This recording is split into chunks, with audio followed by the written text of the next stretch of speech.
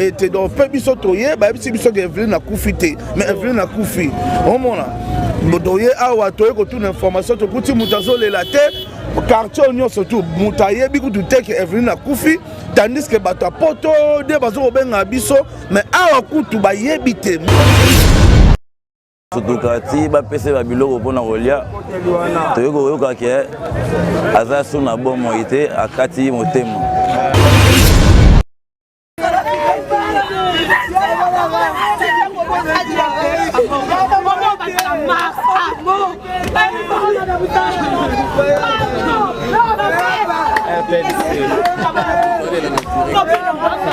Oui, Ozo.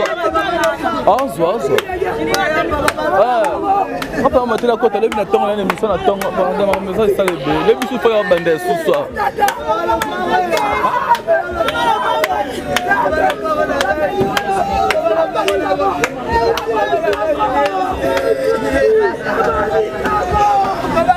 Mutumo peut faire na zua makasi aza pango. Wapio. Ok, petite sœur, akufeli nini au malaria kaka. Arrivé on est tout qui information ba ken hôpital tout zelana nous peut être réanimé parce que ça la crise et au final Evelyne akufi. Donc balobi Renaline hein Renaline coach officiel balobi biso tous abonnés na Renaline coach officiel. Bah image bien ceux qui ont fait au mois baptême au concert au mois loro morobo kaka Renaline coach nde makambo Renaline coach nde masolo tous abonnés et simba biso Renaline coach officiel faut na s'abonner ngamoko na Renaline coach officiel babi Renaline coach officiel. Renaline coach officiel yango makambo yango nde mutu fimbisa ba leader yamno ba leader neti biso ya solo oye me mitenga mate Renaline officiel yango nde alors bozo masolo kitoko awa na petit bogare puis asola bien.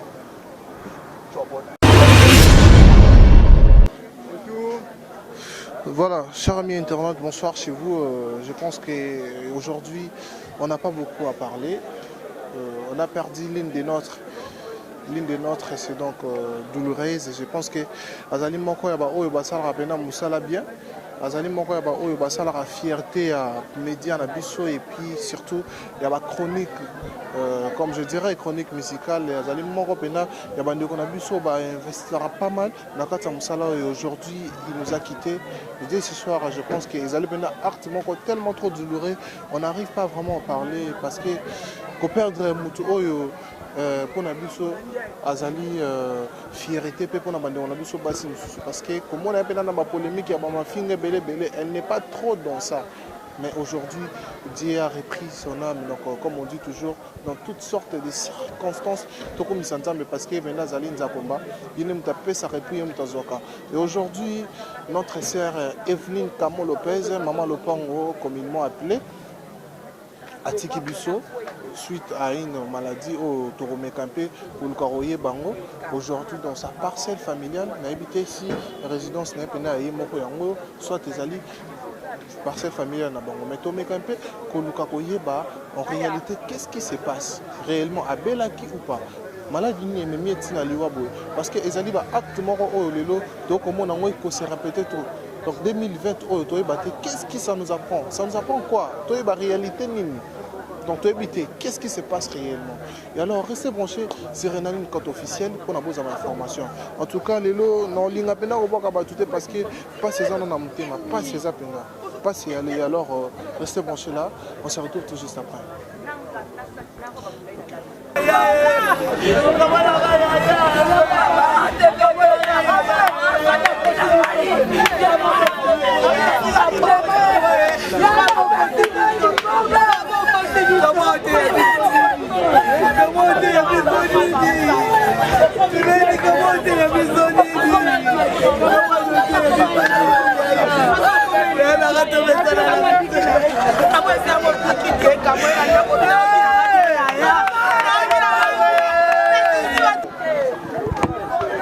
Bonsoir.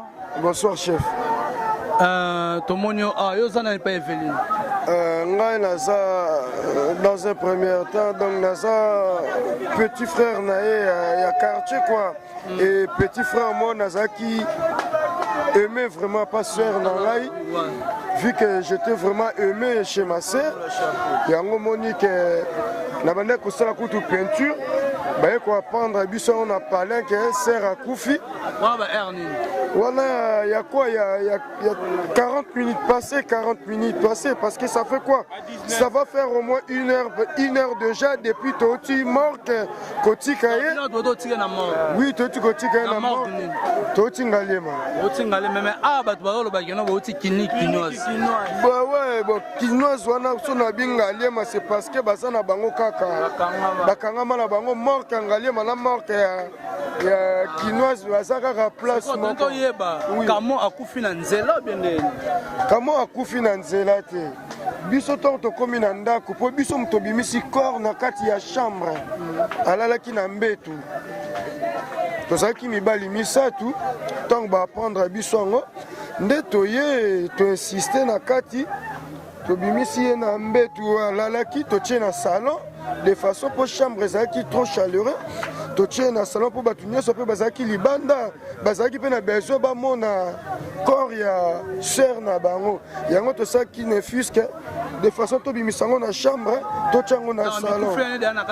Oui, amikufa na kati ya ndako au moins presque on peut dire que 20 à 15 minutes déjà passé yango ntango tokomi na hôpital tomeki kobenga docteur à diagnostiquer. Docteur expliquait biso déjà c'était un peu trop tard déjà parce que elle était déjà morte bien avant quoi. Merci beaucoup. À vous aussi. Okay.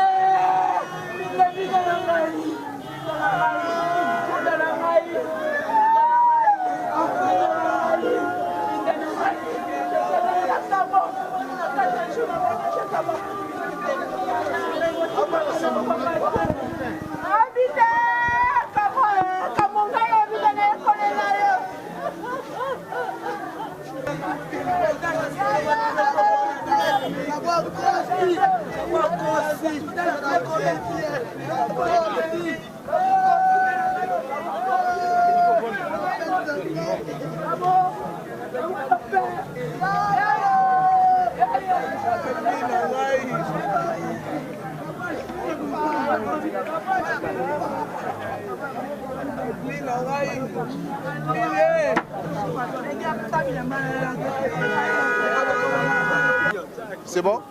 Voilà, tous en a Thierry Mombaya, Thierry Mombaya, aïe compatir na biso parce qu'il y a Zali moko ya ba journaliste pe basa la musala pe basa la fierté toujours il y a média na biso. Et alors Thierry Mombaya, bonsoir. Bonsoir Chadra. Bonne santé. Ouais, ça va, ça va. Et alors aujourd'hui on a perdu l'une de notre Evelyne Camon Lopez. Ouais, Zali moko il y a ba chroniqueuse, ba journaliste basa la fierté, ya mbora na biso na habité. Sangwa écouter le comment et puis recevoir. Chadra, au moins son moment na otoka ya mulungete, émotion. Donc Tepo to banga liwa tepo liwa existera te mais tant plus to fait le bateau va approche na biso neti conscience saison na biso autrement ouais. Et alors mort il y a ndeko na biso c'est réellement dit à quoi chose en information comme ça. En tout cas l'information je vais pas déconner na que malaria arrivé ici on nous fait attendre genre version pe en bas sur zala qui et tout. Mais moi je m'étonne en fait, on a peut-être chose avec la partie visible. Ouais, non, moi c'est bon. Mais soit avec une partie visible, je vais douter un tout petit peu. Parce que dans tous les années, Evelyne, il n'y a même pas un mois. Même pas un mois. Tout ça qui est Evelyne, côté Franck, tu tournes avec Michel. Tout ça, l'analyse, Franck, Carlos Moujani. Tu bimi li bande des alagana moni on a belle, Evelyne, Nazaki, Moutongo, Makasi. Ya kama ambo sali na bangi Evelyne mam na sali na nini malo pang abe na mpanzi soma no masanga na ebiso nini esenga mo bena ofana na olia na omela ya to fana to solo li abete nga masolo émission mo na ota ko sala période mo ba sexta pa wata et tout retomber na en tout cas émission na auto soane lo na bato yo fana no kimenga na soane la ko to seki comme d'habitude. Et après tu lié tu meli tu lié ba makabu na terrain après ko bisanga na kuna mutu mo balinga ko mingi zela na benga ya awa benga pe mutango ya apesanga ko mbongo mutango ya singa na sona mbongo noté mais il faut somba masanga na biloko leto mela to lié to beti masolo na kamo donc ezo étonné nga sona yoka ka bela ki bongo malaria oui je peux comprendre mais ce qui mbasu je précise bien c'est que zaki na partie visible était nzoto parce que sur la partie visible nenga na moneli kamo na moni ata trace monter ya moto azaki na mbasu. Alors avant de tu continuer moi en fait la mort m'a toujours enseigné une seule chose que aussi longtemps tu as il faut qu'il y aura un moment où tu as existence pour qu'il y ait une existence mususu. Du coup si ko moni liwa ngope to betango théoriquement pour pour une personne comme Evelyne Otokutana na musala mais c'était devenu une proche dans le sens que à la fois aussi était pour le bano likam. Moi je en tout cas ce n'est qu'une parenthèse. Nazala pena noela madinga. Tu es bien que balé bano les kate mais Evelyne ya bano zilate beaucoup de conférence au sona bata bingo mba ya ka bongo mona ngate to moni ya zaki bon. So we conférence ata makele le boyo ka voana. Donc c'était une personne comme ça tout ça na émission plateau unique to yamba déplique to yamba Fabregas to yamba émission tout ça ba analyse ensemble à l'époque tono salango Franck Jazz ngai Evelyne Franck Jazz ngai Carmen Moukoulumania donc c'était vraiment une sœur où on a passé pas mal de moments et liwa ya mutu aboye ngakuna mona onka liwa te mena mona 2020 on a comme l'impression que biso bato tous en public nous devons faire très attention. Ça m'a enseigné beaucoup de choses, mais tout le monde a abandonné na musalate, mais aussi même nos familles. Baïbi ba réalité musuto va ya bampia kate, baïbi ba réalité muso ba problème to ala langote, ba koma ko juger biso par défaut, bozaka na mbongo na musala presse bo kabarate, bozaka na mbongo na musala presse, bo lia kabino mo bozaka na mbongo na musala presse, bo pona rabato ko pesa. Et quand les gens meurent comme ça, nga penzi zote yanga. Et ote yanga eloko eleki nzambe neti na mokili asie otoza obwe et otika kozala te. Un dernier mot et puis ok. Non mais après tout c'est la lobby toya pour tous éclaircissement parce que le journaliste mais après en tout cas bandeko ba interpréter na bandeko pe ba olela ba lela date au message. Merci beaucoup Thierry. Voilà. Bandeko Balandi, il y a partout dans le monde entier. Tout ça toujours dans ma tante, il y a des Evelyne Camon de presse. Tout ça dans Barizi Bazar. Bonsoir Barizi. Bonsoir Chabrak. Bah en fait, il y a Sangwaliwa et comme un biso, c'est mes micros, Sango. Donc, tu vois, la mort est biso Kouloutou parce que Abanda télévision avant là. Donc, ça fait très mal. Raison pour laquelle tu as biso news. Et alors, Ndeko Sangoya Liwa, on a biso écouter la comment et puis comment tu l'as perçu? En fait, déjà toute la journée, on a déchargé dans un charge. Tu as bien Déborah. bwanga mtabenga bisinga na moni na statia jazz a Evelyn akufi ngabi Evelyn wa o kamonga bi oh ya solo le bisinga bi benga no vérifier le taka ngina benga Mike Lokamba benga Lokamba benga bisinga oh est-ce que c'est solo ngapina mina ebite na bengi Charlie Prince nde babakali bato be ba mo benga pe ba pesa adresse net oza na bandal pour que to les landero na biso ya tiki biso. Et alors disparition il y a Evelyne Kamo Lopez par rapport au débat mort on a succédé ça t'enseigne quoi et puis tu te dis quoi? To banga mokili to banga nzambe. Donc 2020 depuis bandi eza anemoro yekana ba scandale moko ya mabe. Ba mauvaise nouvelle donc on a le la moki yoki ka mauvaise nouvelle on a le la moki yoki ka mauvaise nouvelle. Donc on a habité so nzambe angi ate ya biso nini. Donc Zambera Songa. Merci beaucoup. Déborah Bonga, bonsoir. Bonga, bonsoir. Il faut comprendre que Azan Passi, tout le monde forcé au Lobamé, à Lobatamo, mon s'il te plaît, Bonga. Nabi qui est passé au bon signe de Ronayo. Lobaté le moment pour faire plaire et puis Pandego Baolanda. Je peux rien dire. Voilà. Bon, on n'arrive pas à parler, en tout cas la presse, vraiment, on a perdu l'une des nôtres et je suis avec Prince Bakali aussi. Bakali, Prince, bonsoir. Oui, bonsoir Chadrak. Et alors aujourd'hui, nous sommes rassemblés ici d'une telle raison, Autobung Sinde, on a biso Evelyne Kamo Lopez, Zali, Moko Penza Abiso, Nakati Média. Alors, Sangwan, écoutez là comment et puis tu te dis quoi dans ça? Ouais, merci. Tout ça, parce que tu perds des mots qu'on a biso, Azaï concerne Abiso, Evelyne Kamo Lopez, c'est pas une personne inconnue dans l'espace médiatique. Tout est billet, donc on a monitoré qu'on réonce présence Nabiso par rapport à l'Ikama et Komel Biso en Nenga Presse. Voilà. Et alors, comment la disparition de Onabiso aux appels tangibles et tout d'un coup, on vous appelle que t'es un homme, on a bien nommé Koufi, on a bien nommé Koufi. Ça te dit quoi? Ça t'enseigne quoi? Net singa on a une nouvelle wana et bangisa inga. Excuse na benga imala Charlie Prince. Et na bengi ba confrère Moussoussou pour qu'il va me confirmer une nouvelle. Et c'était vraiment ça que Evelyne a été Kabiso. Comme on a me campé aux gens moi simabke to perda qui dadi di Kambala oza comédien. 2019 to perda qui Pouloulou grand artiste. 2020 to Bagna on a début juste to perdre dadi di Kambala to perdre les sous moko ya département na biso ya presse à la personne ya Kamo Lopez ou à ça la chronique musicale logo la biso. Donc vraiment et ça vraiment immense douleur pour Nabiso. Batunios tout bazolela et ça ma pour Nabiso tout même ba diaspora ou ba de partout dans le monde. En tout cas baza des cœurs Nabiso parce que ba peine na bango zokota tout moment. Merci beaucoup. Et alors avant tout Tikao, ça t'enseigne quoi comment on a bandé qu'on a biso ba kufa boy artiste et comme kotati na ba journaliste leçon ligne aux autres tirer dans ça parce que circonstances venir surtout et puis ça biso maïl et puis ba leçon. Bon, toi ba osalaga bien na batu, mabe na mabete. Toi ba ozong sa mabe na mabete, mutu so salo mabe ba ko éviter kaka parce que liwa esanzela na biso nyos tout. Toi ba ka ko sala bolamu parce que nzambe ndaza mettre à temps et à circonstances en tout cas. Merci. Merci beaucoup, Prince Bakali. Ouais, bonsoir, abonné.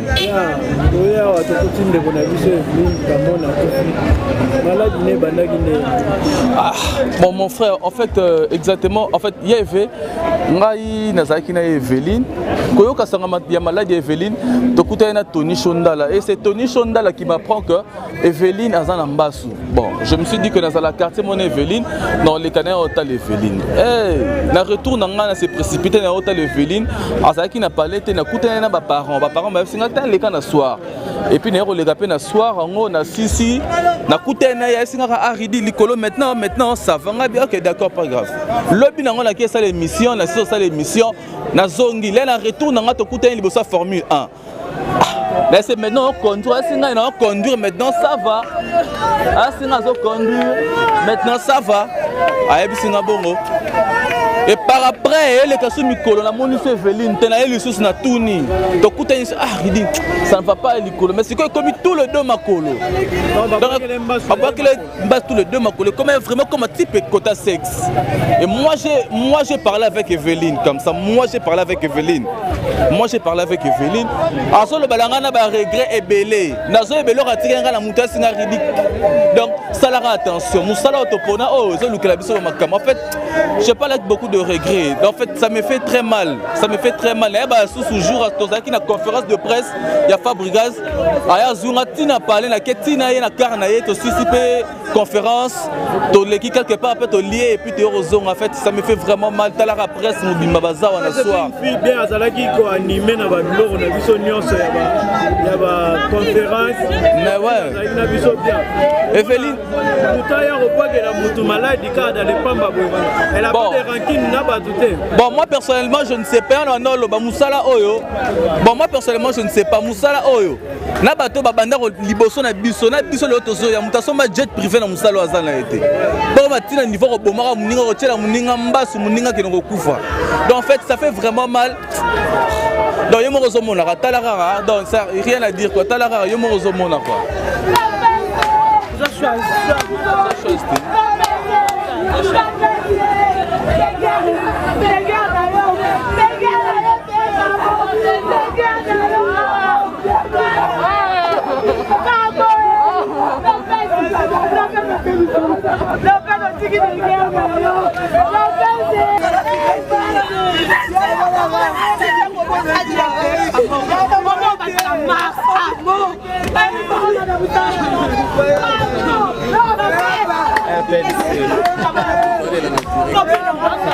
Oui, on se voit.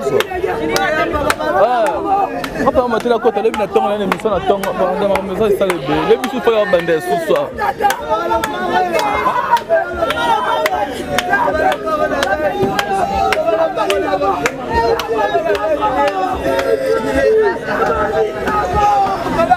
Tout le monde peut faire un zoom, ma casse, à Azap, Wapio. Azap, oh maman, Azap, maman Kamo. Na la sola na yi. Yango la sola na yi. Madinga yo tu mangande ni nyango. Bato so sele yo. Zaka mi na ata ko.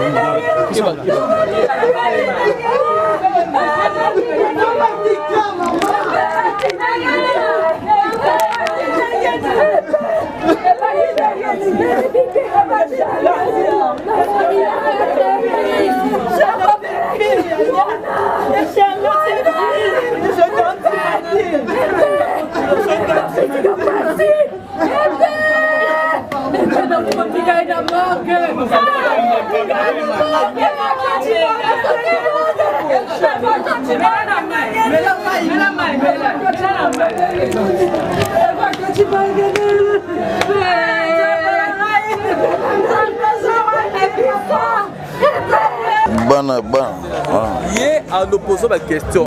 Bonsoir papa. Sangaloa est dérangé presque Mokili Mobimba Bana tout le quartier à Bandal Mola. Tozaki à l'imprévu, Tovanda il a parlé. Presque vers 29, vers 19h, 20h. Baeli biso sango ke journaliste na biso monene oto mesana ko benga Evelyne Kamo Lopez a décédé à partir à parler na bango nde toyaki awa tokuti corps na kati ya parler biso moneza boye toto tike personnellement na clinique Ngalema na mito toloba boye tike na morgue bakoti na kati ya malili. Bon, ezalaki moi mal à l'aise pour maladie abandé ko bela et bandé ko déranger presque ba sali ka 3 jours. Ba après-midi awa azali ne calme ti a senga kota na chambre ba côté na chambre ba PCP ba médicament ya pourquoi après mine to yebeka kende dans la chambre là opema meti to yeko ko sutuka ti ba PC ba biloko pona kolia toyokoyoka ke aza so na bomoi te akati motema yango esali biso mpasi mingi ndenge tomesana komona sere na biso ya quartier mpo wana aza sere na biso ya quartier tosepelaka na mosala oyo asalaka mokili mobimba bayebi mais esali biso mpasi mingi kozanga moto monene lokola Evelyne Camo Lopez. Que son âme repose en paix. Ouais.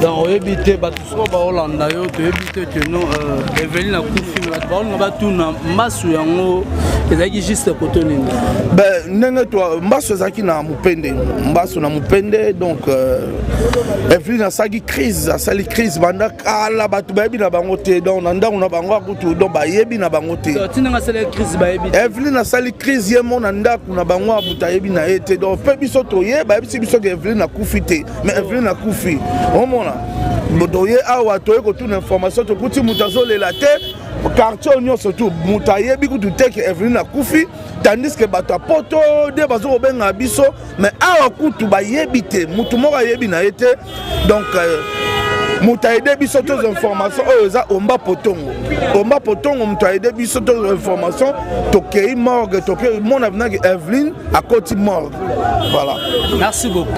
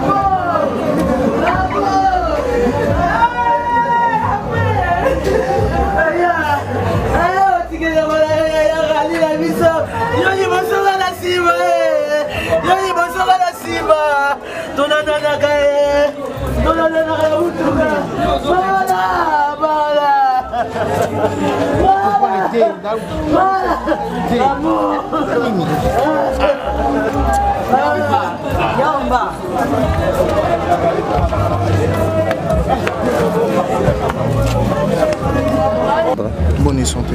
Ouais, ça va. Et alors aujourd'hui, on a perdu l'île de notre Evelyne Camo Lopez. Shadak, au moins, on a une émotion. Donc, émotion m'a cassé. Et depuis de longues places dans Akiti, on a mis un téléphone. Donc, tout le monde bang à mon kilo.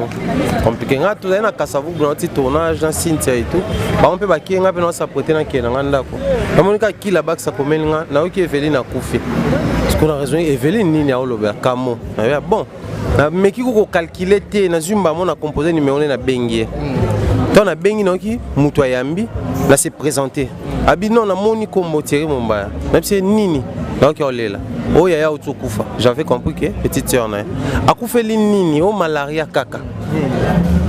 Arrivé on est tout qui information parce que l'hôpital tout Zélana nous peut être réanimé parce que ça la crise et au final Evelyne a couffé. Donc difficile à croire mais en 2020 ils ont bangi sa biso na niveau moko te po to banga liwa te po liwa existera te mais tant plus to couffé le bateau va approche na biso net conscience saison na biso autrement et alors non qui malaria arrivé ici on nous fait attendre genre version peu en bas sur Zala qui et tout mais moi je m'étonne en fait en bas on a peut-être chose qui na partie visible était ouais non moi c'est bon mais soit qui na partie visible je vais douter un tout petit peu parce que dans tous années Evelyne il y a même pas un mois même pas un mois.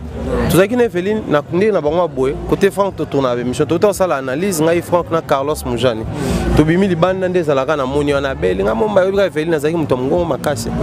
Ya kama ambo sali na bangi Evelyne mam na sali na nini malo pang. Abe na mpanzi. Soma no masanga na ebiso. Nini? Ese nga mombe na ofanda na olia na omela ya to fan. To solo li abete nga masolo mission mona ota ko sala période mo ba sexta pa wata et tout retomber na en tout cas émission na auto soane lo na bato. Yo fa no kimenga na soane la ko to seki comme d'habitude. Et après to lié to meli to lié ba makabu na terrain. Après comme sanga na kuna mutu mo balinga ko mingizela na benga ya awa. Abenga pe mutango ya apesanga ko mbongo mutango. Ya singa na soana nga mbongo noté. Mais il faut somba masanga na biloko leto mela to lié to beti masolo na kamo.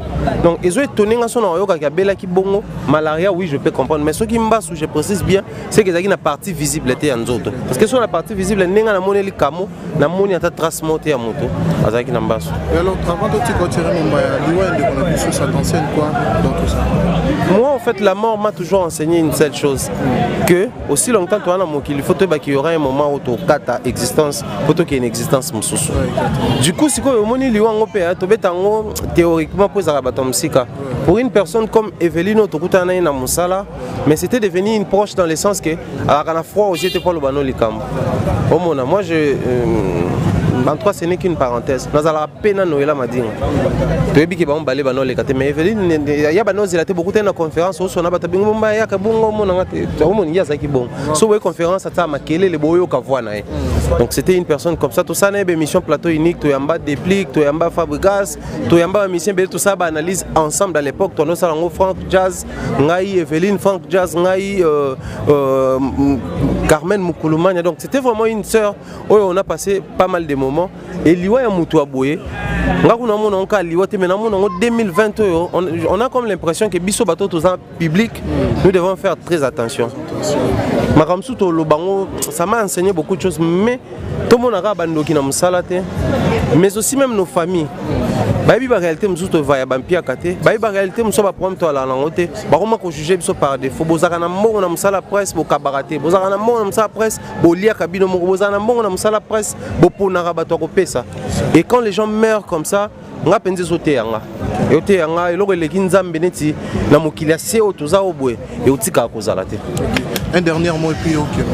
Non mais après tous c'est la lobby toya pour tous éclaircissement parce que ka journaliste mais après en tout cas bandeko ba ko interpréter na ba bandeko pe ba olela ba lela date message. Merci beaucoup chers amis internautes, nous sommes arrivés vraiment à la fin toro kangabino penza tamblaite devant vos télé, devant vos téléphones, devant vos smartphones parce que les ali peut participer douleur pour la biso ko bon ça moko ya biso Evelyne Kamo Lepez azali moko ya ba journaliste au pe basala musala pas mal basala pena musala très bien et aujourd'hui accueilli à tiki biso binomo bozomona ils appellent pas trop et alors trop passé.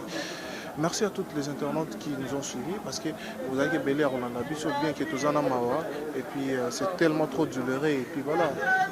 Restez branchés sur Renaline Côte, nous nous retrouvons très prochainement. Big up.